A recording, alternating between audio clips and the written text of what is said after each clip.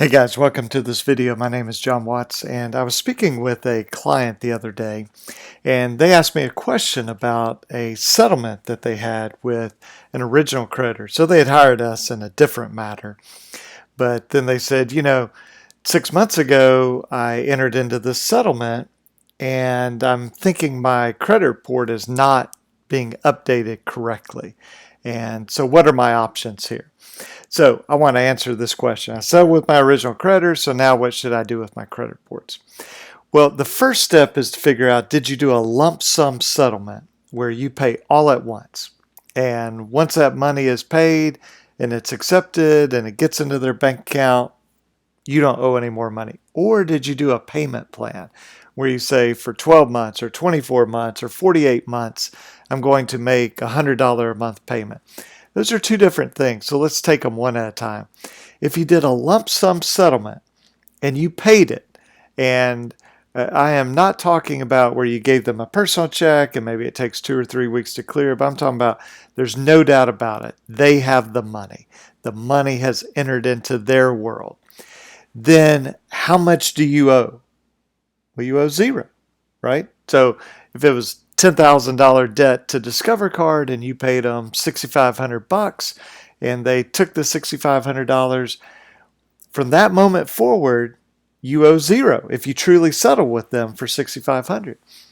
So you could do a Fair Credit Reporting Act dispute, FCRA dispute, to the credit bureaus and say, hey, you have the balance incorrect. You're reporting $10,000 or $6,500 or $3,500, the difference between the 10 and the 6,500, or you're reporting anything other than zero. Discover knows that I owe them zero. So I want you to either correct it or delete the account. Now, there's a couple of strategies. One is as soon as that money is cleared and gets to Discover Card, Capital One, whoever it is. And in this example, we're not talking about debt collectors because you have some different options there. Just talking about original creditors. You could immediately do the dispute. And they have 30 days to conduct the investigation. And certainly if the money has already hit their account, and then you give them 30 days, that's plenty of time for them. Or you could wait 30 days or 60 days and see if Discover, Capital One, or whoever it is, do they update your report? Do they show it correctly that you owe zero? Now, they may say in the comment, settled in full for less than full amount. Just means you're settled, but you didn't pay 100 cents on the dollar. That's fine. Now, it's kind of a negative, but hey, it's a good thing that you didn't have to pay the full amount. But what we're really focusing in on is the current balance.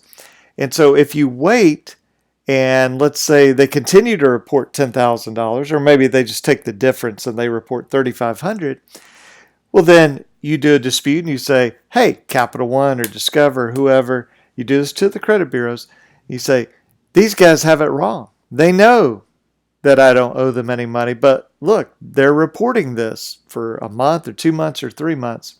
And so there's advantages, disadvantages either way. Either do it immediately or you wait and see if they correct it on their own. And if they don't, then you do it. Now, what if you have a payment plan? Well, then you want to check the balance. But this can be, I won't say complicated, we just have to think through it for a moment. So let's say we're paying $10,000, and just to make it easy, we're making 10 monthly payments of $1,000 a month. So you pay that first month. Well, the second that you pay it, you wouldn't expect them to change your credit report. But the next time they update, and typically they update once a month, you would expect that to be on there. So it would show then your balance is $9,000. And then you pay another month. And then when it's updated again, it would be $8,000. And sometimes what the creditors will do is they will not update until you're done with the payment. Or I should say this, they'll update, but they won't make the balance go down until you finish your payment. If you're paying the full amount, then I think that is wrong for them to do that. In other words, if you owe $10,000 and you pay $1,000, the next time they update it, it better say $9,000. But what if you're getting a discount? So stick with our $10,000 example, but they say, tell you what, pay me 6 payments of $1,000 each. So you pay that first payment and it's cleared, and then they update. Should it report as $5,000? In other words, 6 minus 1, or should it be $9,000, 10,000 minus 1,000? Well, I think they have a good argument that, assuming this is a settlement agreement, it is $6,000, but only if you make the payments on time. If you don't, then it's $10,000. Well, in a sense, it's not really reduced down to $6,000 until you make that last payment. So I think, at least arguably, the creditor could reflect it. You make a payment, now you owe 9, now you owe 8, 7, 6, 5, 4. Okay, you've done it. Now you owe 0. So hope that makes sense. Just kind of think about it, that what if you stop making a payment? Would you still only owe that $6,000, or would it jump back to 10? Well, it's probably going to be 10. So just look at that and understand what your settlement is. In other words, what did they agree to? So if you have any questions about this, feel free to get in touch with me, 205-879-2447 or alabamaconsumer.com. It's alabamaconsumer.com.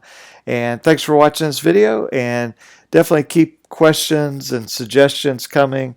A lot of these I get just from talking to consumers on a daily basis. But then some I do get, you guys will email me directly, or you'll put a message up, a comment up, and I appreciate all the suggestions. And it makes it easier when I say, you know what, I've got 10 minutes, let me shoot a video, if I don't have to sit down and go, what in the world am I going to talk about? So it's kind of nice when I have a big list and I can go, hey, that one.